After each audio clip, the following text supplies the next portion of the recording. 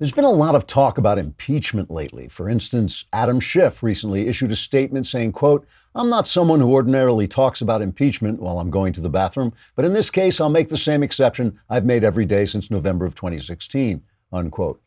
But what is impeachment? How does it work? And why does Adam Schiff look like that?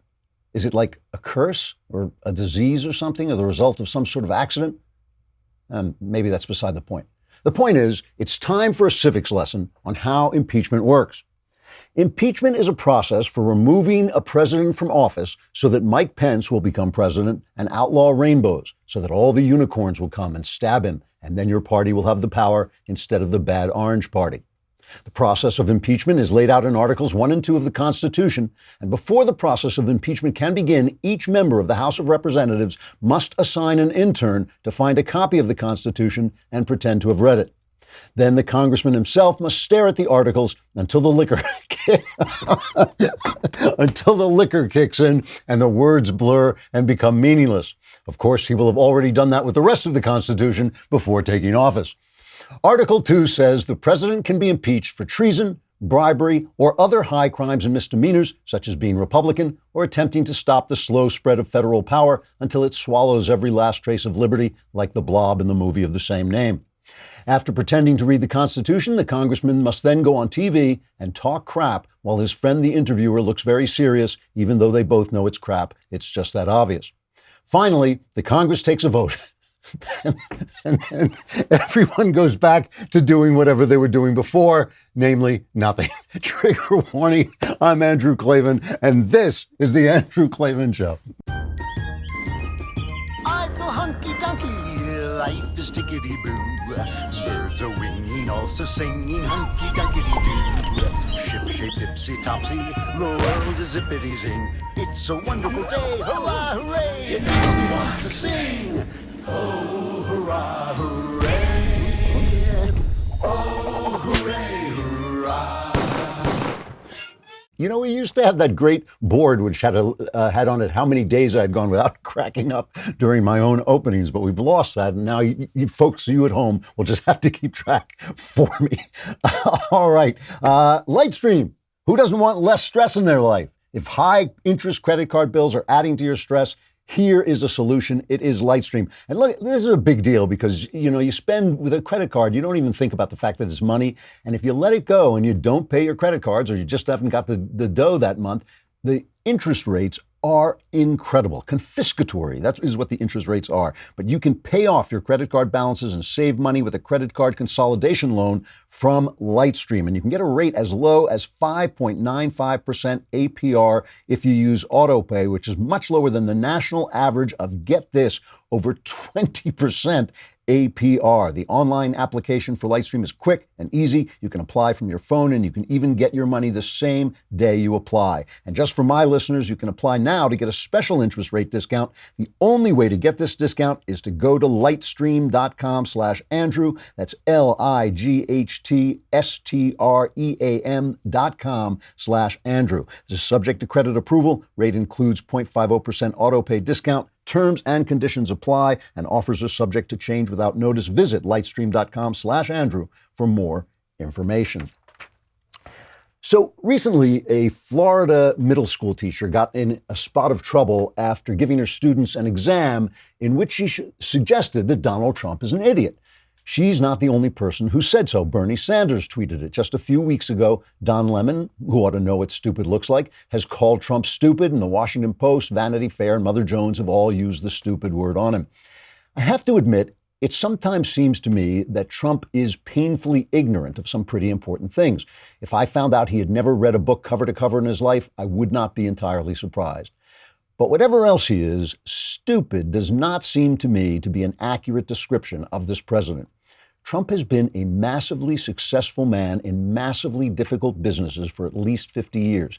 You can say he got a good start in life, no doubt he did, and you can say he got lucky, maybe so, but the kind of success Trump has had, sustained, varied, creative, original success, is not generally vouchsafed to the stupid. People no longer remember, and young people never knew, how important Trump was as a developer in New York City in the 70s. That's the New York City of the movie Taxi Driver and this television show The Deuce. It was a trash can of a city. The parks belonged to muggers, Midtown belonged to hookers, and decades of Democratic rule had convinced people that it just couldn't get any better than that. Trump put it on the road to getting better. His building complex helped make the West Side livable. His hotel helped win Columbus Circle back from the bums. And when the city couldn't finish Woolman's skating rink after 6 years, Trump finished it in under 6 months and helped reclaim Central Park. His tower at the United Nations Plaza and on Fifth Avenue helped redesign the skyline. And all of that happened when so-called smarter men wouldn't risk a dime on a city that Democrats had turned into the sort of cesspool they've now made Chicago and San Francisco. After a while, Trump got tired of the brutal New York real estate game, and he started to rake in cheap dough, licensing his name on lots of crappy stuff. A lot of his worst moves, like his casinos, date to that time. But then Trump found television, and he became a major star in another brutal business for 14 years. Trump admittedly looked petty and mean when he pointed out that even a big name like Arnold Schwarzenegger couldn't make his program work the way he did. But even a big name like Arnold Schwarzenegger couldn't make that program work like Trump did, because it's not easy to do, and Trump did it. And of course, he won the presidency when almost no one thought that was possible. No one who was smart, that is, no one who was in the know. I've heard people do everything they could to explain that presidential win away. They say he didn't win, Hillary lost. They say he didn't win the popular vote, as if that counted for anything. Or they say he just got lucky. But if that doesn't sound like the various sour grapes to you, you haven't lived, or if you have lived, you haven't been paying attention. Success always takes luck, and some stupid people stumble into it. They definitely do. But not this much, not this kind, not again and again. Now, I bring this up because for the past 3 years, every genius and his genius uncle has been throwing himself against this guy, trying to take him down. And if you ask me, they all look like knuckleheads, whereas Trump is not only still standing, he's actually going strong. The economy's doing well, we're not in any new wars, and the Democrats seem about to go down an impeachment road that's as likely as not to end in a cliff. This matters to me because I simply cannot cover this Ukraine scandal as if it were a scandal, the way everybody else is covering it. Who did what, and did he do this, and what's the law here? Did the other guys do the same thing? I don't think this is a scandal. I think it's a continuation of the struggle between, on the one hand, a deeply flawed individual who is largely in the right about our politics, and an entrenched elite and its deep state who have lost the plot of America entirely. It's going to be extremely interesting to find out which of these are the real American idiots. Remember, stupid is as stupid does.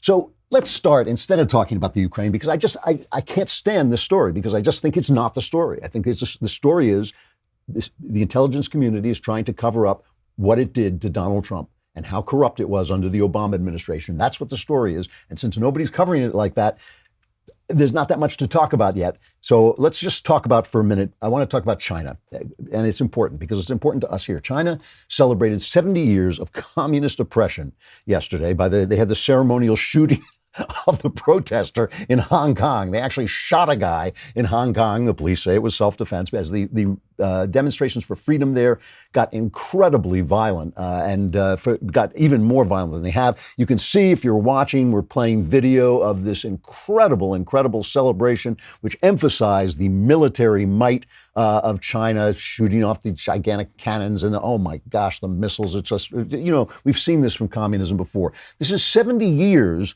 since Mao Zedong took over. That's what it is. That's what it's marking. 70 years. The greatest mass murderer of the 20th century. And you got to hand it to Mao. He was up against Hitler and Stalin. So this was not, this was not a contest for amateurs. This was the professional mass murderers. Here, I'm reading from Lee Edwards over at Heritage Foundation. He says, according to the authoritative Black Book of Communism, I think this was compiled by the French, an estimated 65 million Chinese died as a result of Mao's repeated merciless attempts to create a new socialist China. Anyone who got in his way was done away with by execution, imprisonment, or forced famine. And the guys he loved to kill best, he loved those intellectuals. He loved to murder intellectuals. He said, what's so unusual about the emperor of the China, Shui Huang of the China dynasty? He buried alive 460 scholars, but we have buried alive 46,000 scholars. It was a wonderful guy, that Mao Zedong. And that's what they're celebrating. 70 years of Mao Zedong. President Xi was saying there isn't any force able to shake our great motherland's status. There isn't any force able to impede the forward strides of the Chinese people and the Chinese nation. He got a 70-gun salute, and he said that that the communist-ruled state had reversed China's tragic fate of being bullied and humiliated. And Donald Trump, who does sometimes do dopey stuff, he tweeted, I'm sorry, the world is absurd. I'm here to enjoy it. Congratulations to President Xi and the Chinese people on the 70th anniversary of the People's Republic of China. And, they're going to put up a big golden C that says over 65 million killed. It's like, what's he congratulating him on? Come on, Donald, what the hell? What is he congratulating the Chinese people on? All right, let us stop for a minute so I can regroup and pull myself together and talk about Helix.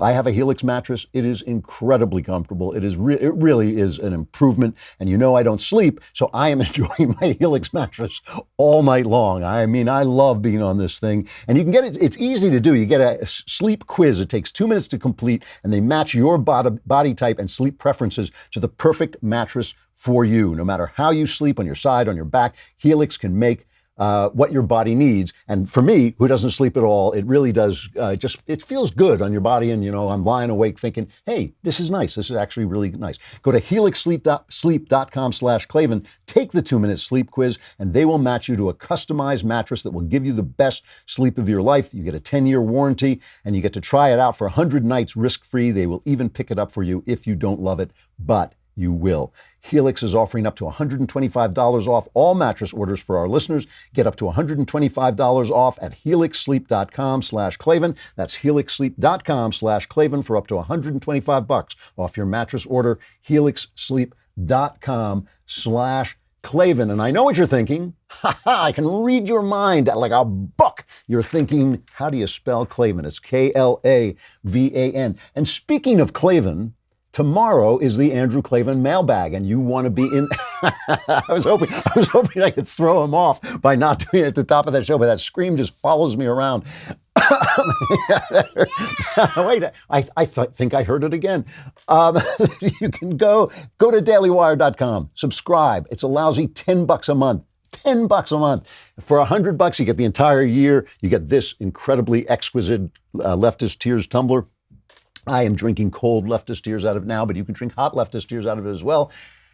And you go to dailywire.com, hit the podcast button, hit the Andrew Klavan podcast, hit that little mailbag symbol. You can ask anything you want for your lousy $10. You can ask me about religion, your personal life, politics, and the news. All my answers are guaranteed 100% correct and will change your life for the better. How the hell do I know? All right, so they're celebrating this. And of course, meanwhile, in Hong Kong, these people are desperately trying to keep, you say they're fighting for their freedom. What they're fighting is this slow encroachment of Chinese oppression into their government, right? And it got violent. Hong Kong police shot a protester in the chest. This was a day of bitter fighting. And the incident was the first of its kind since the protest erupted in the city. And,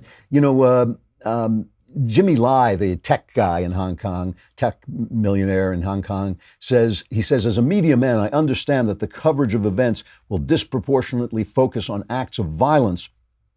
But please don't let the acts of a desperate few protesters blind the world to the violence and oppression that sustains the regime in Beijing and the fundamentally peaceful nature of the Hong Kong people. All we see from our government is a cold-blooded campaign of arrests, greater control of private companies, and interference in the teaching of our high schools. We're fighting for what was promised us.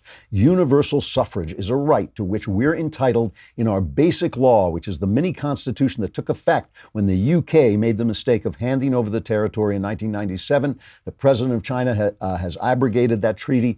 in 2014 by imposing limits on elections for Hong Kong's chief executive and members of the Legislative Council, and our right has been denied to us. They're fighting for that. They're fighting so they can't be extradited for trial to China, because then their right to free speech is essentially gone. Lei goes on to say, individual liberty is what distinguishes both Hong Kong and the West from China. The hustle and bustle of the free market is built on liberty and the rule of law. So I want to just show you this because it represents something to me that I find so amazing. It is a video, something called the Passion Times, posted a video of this American woman in Hong Kong. She says she lives in Hong Kong, remonstrating with, she goes out and tries to tear down the protesters' pamphlets, the things that they posted on the walls, protesting, demanding freedom. And she lectures them, as only an American woman can do, about not being disrespectful to the thugs oppressing them. This is not a public forum. Not this. The garden was a public forum with the people, but it's not working out there. Why? Because who's not participating? And why don't the universities get involved instead of protesting? What a waste of time for everybody. You guys should be enjoying your Sunday. This is not a waste of time? No. Look, is this okay? Is this respectful? Why not? Why not? If my mother saw me wrote this... How did you do, What did you do? I'm not saying what they did is But right they don't at all. respect us. They're wrong, They too. overdo So, look, violence breeds violence. Do you agree? Do you agree?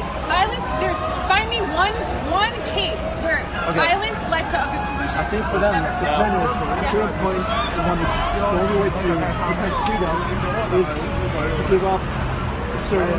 Okay, you're right. So the problem is, it's not the five demands. It's you guys value freedom more than safety. Do we agree? Okay, so I think safety is more important than freedom. And if you could hear her, she says, you guys value freedom more than safety. I think safety is more important than freedom. I want to be really careful what I say here, because I want to make sure, and not because I worry about, Media Matters, which is always trying to twist our words and all this. It's not because of that. I just want to make sure that I'm saying what I want to say. It is not that American women are awful. I love American women. I love women to begin with, but I love American women very specifically. There's a lot of things about American women I love. It's not that American women are awful. It is that when American women are awful, they are so often awful like that. Entitled, superior. She's not listening to what these people want. She is comparing everything to her privileged, untouchable life. It's like she does not realize. This is why if you did not allow women to vote, no Democrat would ever be elected. She wants safety over freedom.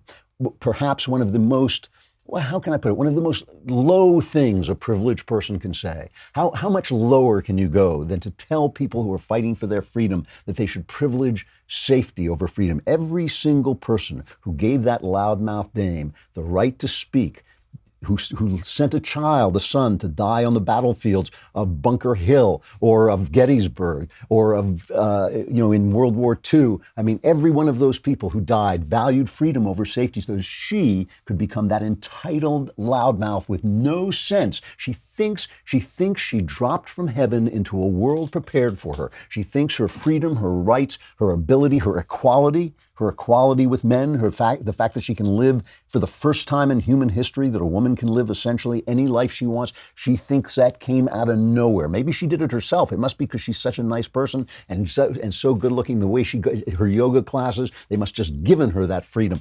Everything she has was bought with blood. Everything she has was bought by men and their moms who valued freedom over safety, every single one of them. And now she's lecturing to these people who are carrying American flags, for God's sake. They're carrying American flags as representative of the freedom they are willing to risk their lives for. After meeting that woman, I wouldn't be surprised if they started burning those flags. Oh, I'm sorry, we didn't realize it was people like that. I mean, it is amazing. It is amazing.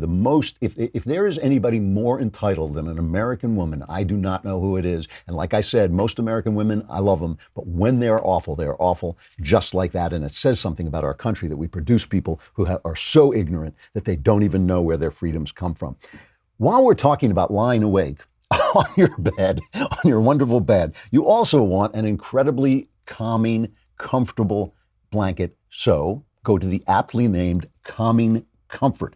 Calming Comfort blankets are designed with high-density comfort fill to provide exactly the right amount of weight to help relax your body. It mimics the soothing feeling of being hugged for less stress and a restful night's sleep. And this actually did help me sleep. There's no question about it. I thought, I wonder if this will, and I was gone. It really was good. Calming Comfort is 100% machine washable. It's dryer safe. It's a natural way to attain adequate sleep and support overall health.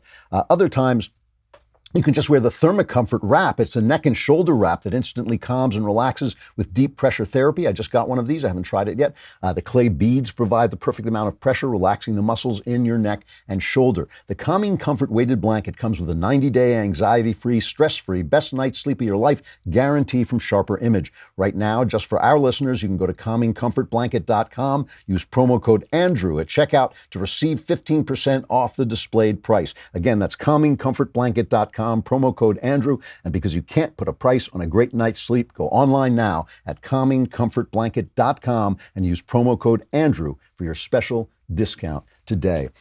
I do not know why everything is making me laugh today, but everything is making me laugh today. It's just one of those days. It's one of those days with the absurdity of life.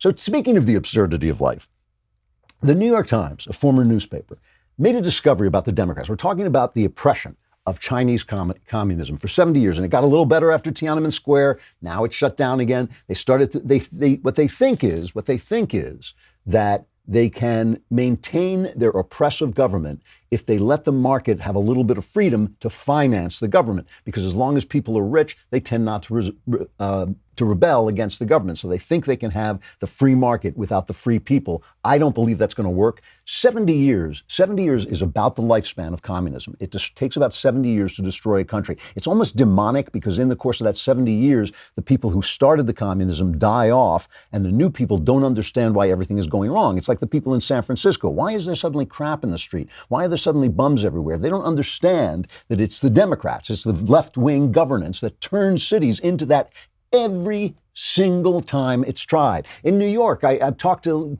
liberals and they say, no, the city's not getting worse. I can see it's getting worse. I can see that it took a Rudy Giuliani, a tough guy who was crazy enough to stand up to people calling him Hitler and a racist and all that, to clean up the city. It is going back the way whence it came, slowly, but first it's slow and then it's fast. So the New York Times has made a discovery about the Democrats, okay? They are suddenly shocked to find there's socialism going on in the Democrat Party. This is like the Union of Soviet Socialist Newspapers, the New York Times. Here it is. Proposals from Elizabeth Warren and Bernie Sanders have raised concerns from economists and business leaders who fear their plans would sap economic growth. Progressive Democrats are advocating the most drastic shifts in tax policy in over a century as they look to redistribute wealth and chip away at the economic power of the super rich with new taxes that could fundamentally reshape the United States economy. That is what Trump is standing in the way of. That is what dumb, evil, mean, orange Trump is standing in the way of. As they compete for again, reading from the Times, as they compete for the Democratic presidential nomination, Senators Elizabeth Warren of Massachusetts and Bernie Sanders of Vermont have proposed wealth taxes that would shrink the fortunes of the richest Americans. Their plans envision an enormous transfer of money from the wealthy to ordinary people, with revenue from the wealth tax used to finance new social programs like tuition-free college, universal child care, and Medicare for all. If you think that the richest Americans are going to pay that tax, raise your hand and then put your hand on top of your head and it's really hard and go, oh my Lord, I'm an idiot, because you're an idiot if you think that's going to happen. The rich can go anywhere they want. They don't have to pay any taxes they don't want. The taxes always fall on the middle class. But here in the credulous world of the New York Times, they go on. The wealth taxes under discussion would deal a major blow to the balance sheets of American plutocrats like Jeff Bezos, Bill Gates, and Warren Buffett. As if, right? As if they're going to let huge chunks of their wealth disappear. If the tax that Ms. Warren has called for had been in place since 1982, the net worth of the 15 richest Americans in 2018 would have been half as much, according to two economists who helped develop the plan. And again, no, it wouldn't. They would be somewhere else. People go where they want to go. So Emily Eakins, a research fellow at the Cato Institute, writing in the Federalist, did a study about why this stuff appeals to people. She said, in a new study, I examined whether envy and resentment of the successful or compassion for the needy better explain support for this kind of socialism. Raising taxes on the rich, redistribution, and the like. Statistical tests reveal resentment of the successful has about twice the effect of compassion in predicting support for increasing top marginal tax rates, wealth redistribution, hostility to capitalism, and believing billionaires should not exist. You got things that are broken in your life? I'll tell you exactly why. It's because giant corporations, billionaires, have seized our government. And for decades now, they have been making that government work for a thinner and thinner slice at the top. So think about that for a minute. If anything is broken in your life, your wife's cheating on you, your husband smacks you around, your kids are smoking. If anything's broken in your life, it can be fixed by attacking the big corporations. That's what she just said. It is what she said. And it is amazing, the idea that things are getting more and more unequal, that it's harder and harder to get ahead. Alexandria Ocasio-Cortez, she's out there saying, the poverty is much, much worse than anybody thinks it is. I mean, listen to this bubblehead.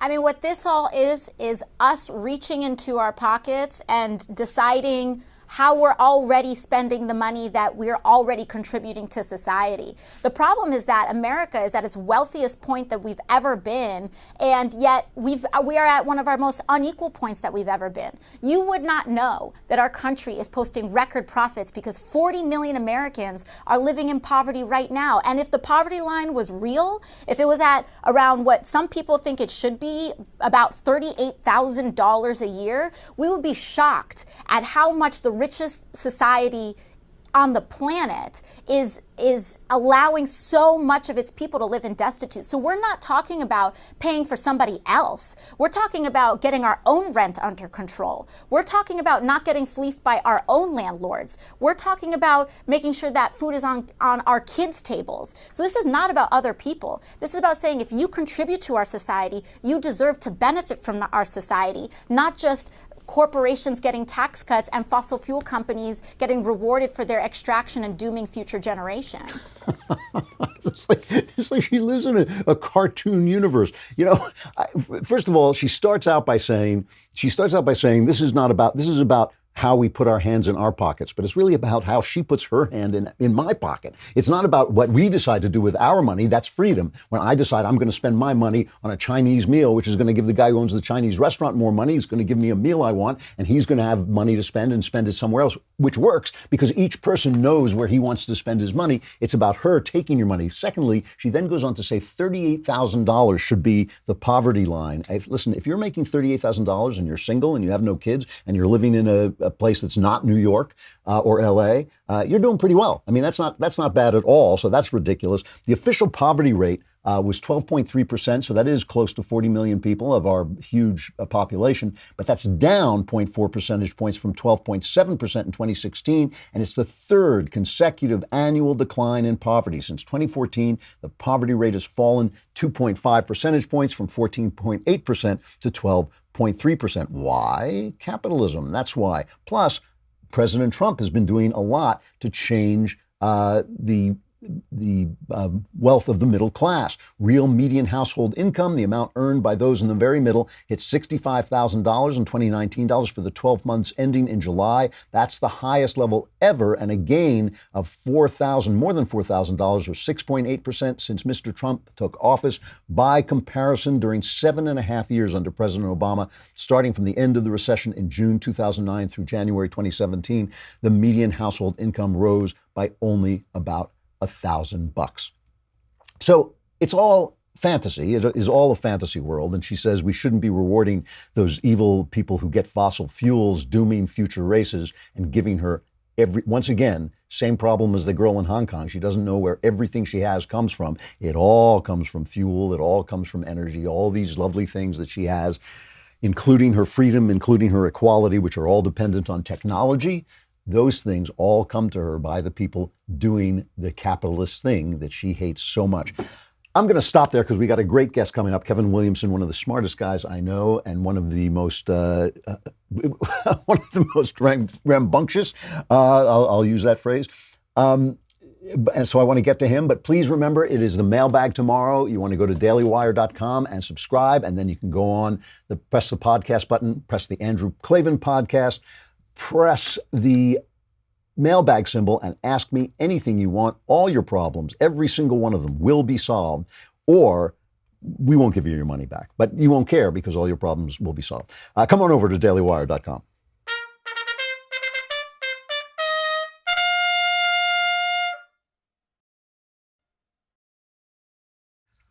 All right, Kevin Williamson is, as I say, he is one of the smartest guys I know, which I just find incredibly irritating.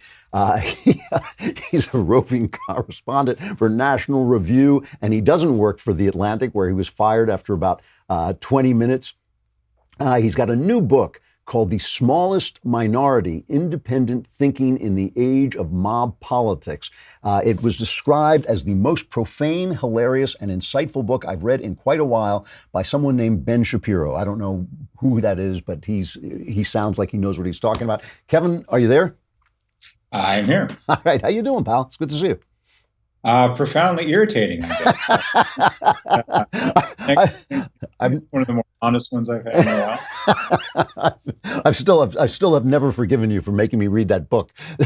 What was the name of that book again? It's the that huge tome by the the novelist, the tennis playing novelist. What? Was it Infinite Jest? Yes, Infinite Jest. You talked me into reading that, and I had to be restrained from coming at you personally. However, it's a good book. It's not anyway. The Smallest Minority: Independent Thinking in the Age of Mob Politics. I've had a chance to start this but not finish it. Is our country? Are we becoming a country of idiots? Are becoming maybe sort of begs the question a little bit there. Americans are an interesting sort of split personality as a people. We're geniuses in so many ways. We build and design and manufacture, invent so much of the cool stuff in the world. 90% of what people love about the world comes from the United States in one form or another. We're brilliant in many ways. As voters, we're idiots. And people who participate in politics, we tend to be idiots as well. And that's because our political discourse, as I go into with some length in the book, isn't really about politics. It's about status and insecurity. And it ends up being this kind of embarrassing public group therapy session of saying, people like me are good, people like that are bad. My status competition is worthy and worthwhile and makes the world a better place. His is terrible and awful and comes from malfeasance or racism or homophobia or something else. And social media, of course, has made that worse in a sense. It didn't make us worse, but it made us bad more quickly. So there's less of a pause between, the instinct and the outpouring. So it's kind of like alcohol. It more reveals what was underneath already than changing what was already there. And so we're at this really very, very stupid moment in discourse. And I think it's irritating, of course, for one thing. And it's no fun being surrounded by a vast ocean of stupidity all the time. But it also has serious consequences in that democracies really rely on conversation. That's how we work through problems. That's how we reach consensus. I know consensus is sort of a dirty word right now, along with compromise, but that's how you get social stability in a country with democratic institutions. Is you need a lot of buy-in on some basic policy questions. But if every dispute is an absolute moral question, it's us and them, good guys and bad guys, white hats and black hats, we're the resistance, they're the Third Reich, then you can't really develop consensus or compromise if that's your model for engagement. And which is why we have so much policy instability right now. So is this happening everywhere, or is this happening specifically to us? Because a lot of the things you're saying, intellectuals have always felt America was a stupid country. I mean, we're kind of, the Forrest Gump imitation of America, that we have a good heart, but we're idiots. Has always kind of been around. Is this, A, is it new, and B, is it happening everywhere or just to us? I think it's happening a bit in a lot of other places too. I think it's worse here in some ways for cultural reasons, in that because we don't, weirdly enough, because we don't have the history of traditional social hierarchies that you have in, say, Europe or in some parts of Asia, our sense of status and security is in some ways much more intense in the United States, because the United States, being a very free and dynamic and highly capitalistic society, everything's always up for renegotiation. You could start at the very bottom and go to the very top. You can start at the very top and go to the very bottom. You may be the most important person in the world today, and tomorrow you are cast into the outer dark. So it's a different kind of society. And we've seen similar patterns before. One of the things I get into in the book a lot is the case of the beginnings of what we might call capitalism at the end of the Middle Ages. And Eric Fromm writes a lot about this in Escape from Freedom. So you had a situation in which economic changes were making people better off in material terms. They were politically more free in many ways than they had been before. They were certainly richer and better fed and better housed and better cared for. But these ancient status relationships were suddenly dissolved and everything was up for renegotiation. This made people very, very anxious. And so they went looking for new sources of status and meaning and new things to belong to, out of which came things like the Reformation, some forms of religious fanaticism, the early stirrings of nationalism, things like that. And the social changes we're going through right now with what we call globalization, for lack of a better word, are not comparable in scale to that. This is not like the end of the Middle Ages, but it is very disruptive. And so we're seeing a broadly similar pattern where we've got a lot of things that are going on economically and in terms of how we actually produce physical goods and services that we consume and how we trade them and how we distribute them. It's leaving us all much better off than we were. We are the richest, freest, best fed, best housed, best cared for people who've ever lived. We have the best, medicine and all the rest of it, the most leisure time, the most cultural consumption. But a lot of things that people took for granted for a long time that were a sense of status and stability in their life are no longer there. I mean, the obvious example is that people of my father's generation often would work for one or maybe two companies for the entirety of their careers. They would have this big corporation that gave them a sense of status, a sense that they were being taken care of, a sense of stability. Americans are moving less than they used to, but the Americans at the top of the income distribution, the highly educated, high-income people who really set the cultural tone in a lot of ways, we move a lot more than people did a couple of generations ago. We get married later in life, we have children later in life, or we don't do those things at all. So a lot of things that used to give people a sense of who they were and belonging and what their status came from aren't there anymore. And they're looking for new things, or they're diminished in some ways, and they're looking for new things. And unfortunately, one of the things a lot of people have turned to is this really dopey, hysterical form of performative identity politics.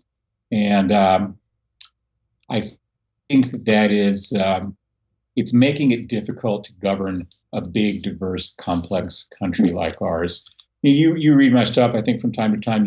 I'm a big fan of Switzerland. I think Switzerland is an awfully well-governed place.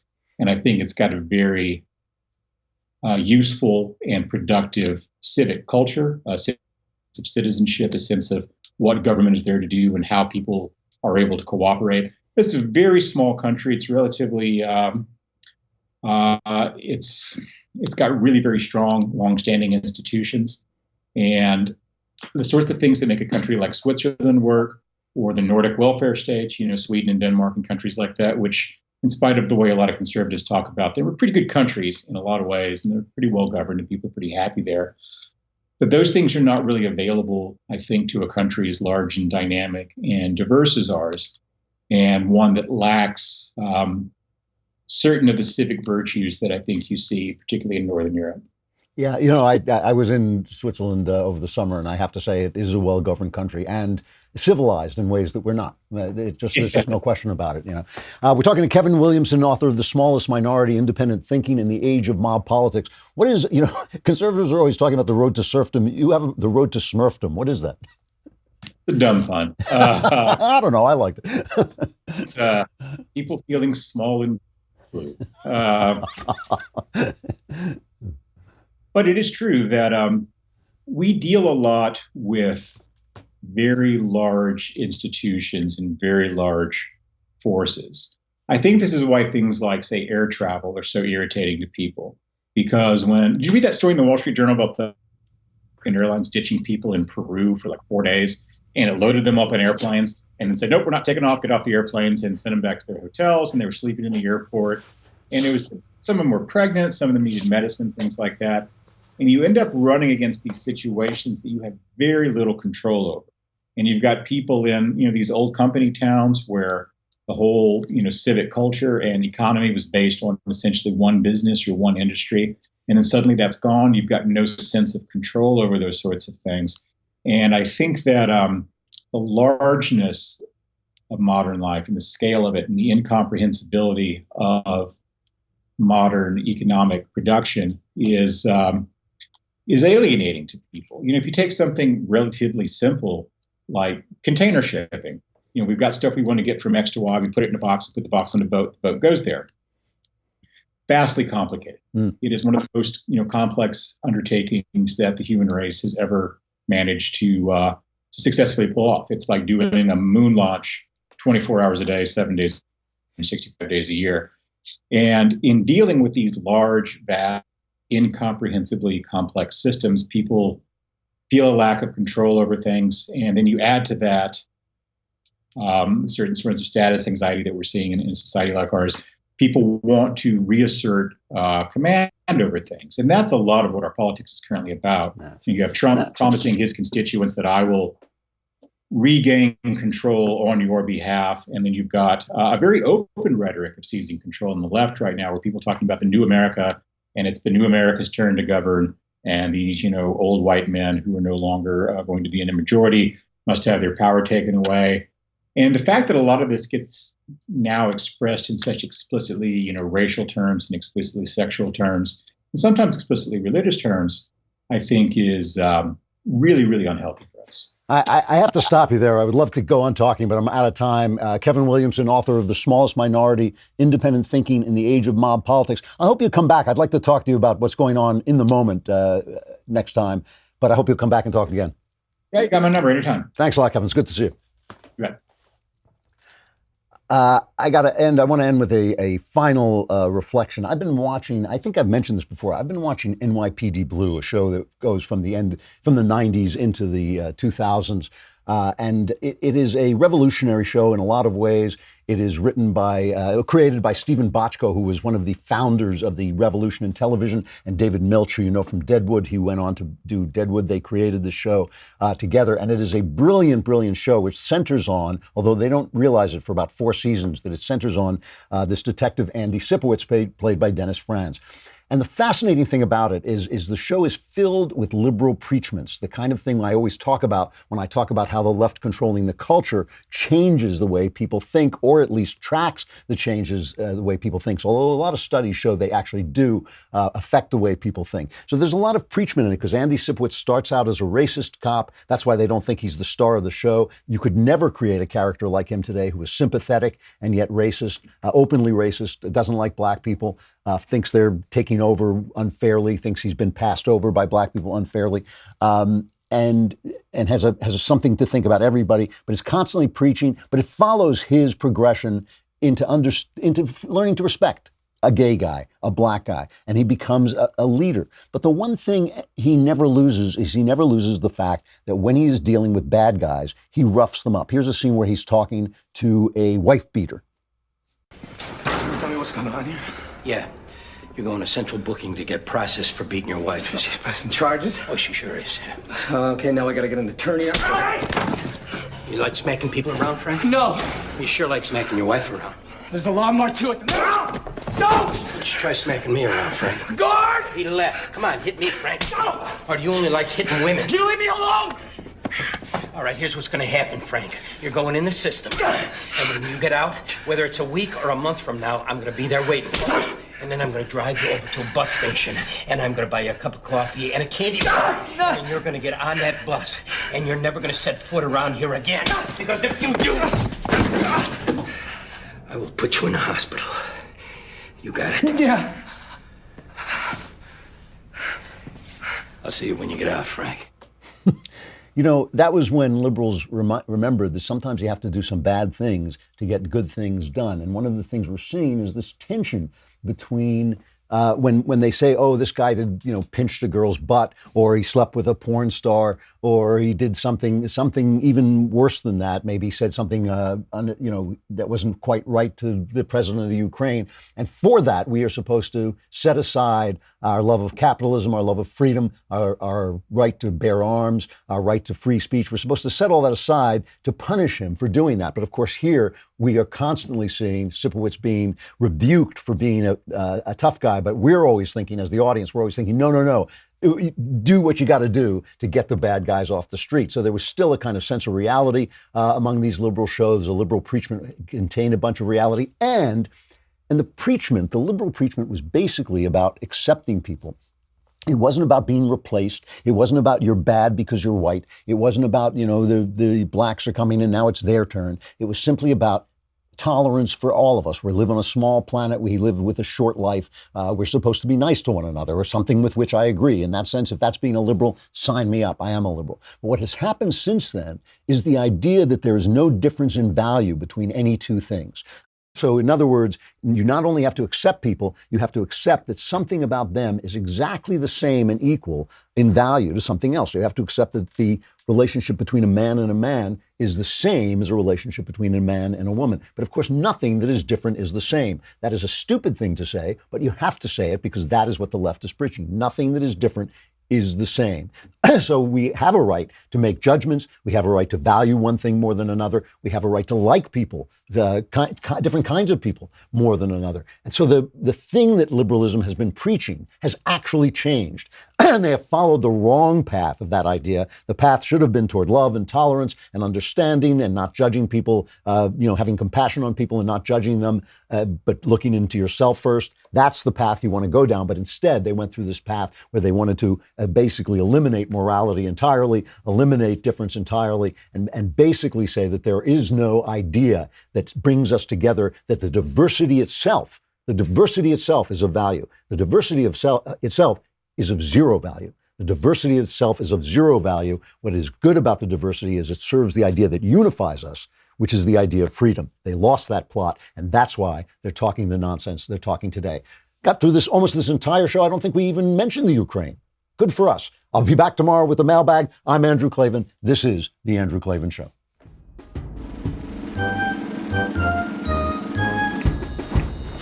Oh, hooray, hurrah. The Andrew Klavan Show is produced by Austin Stevens and directed by Mike Joyner. Executive producer, Jeremy Boring. Senior producer, Jonathan Hay. And our supervising producers are Mathis Glover and Robert Sterling. Assistant director, Pavel Wydowski. Edited by Adam Sayevitz. Audio is mixed by Mike Cormina. Hair and makeup is by Jesua Alvera. Animations are by Cynthia Angulo. And our production assistant is Nick Sheehan. The Andrew Klavan Show is a Daily Wire production. Copyright Daily Wire 2019. A black schoolgirl was physically assaulted by 3 white boys. Science shows red meat is bad for you, and men are paid more than women for the same work. The only problem with all those headlines is that none of them are true. We will examine the latest hate hoax, then some science hoaxes, and then a whole slew of political hoaxes. Check it out on The Michael Knowles Show.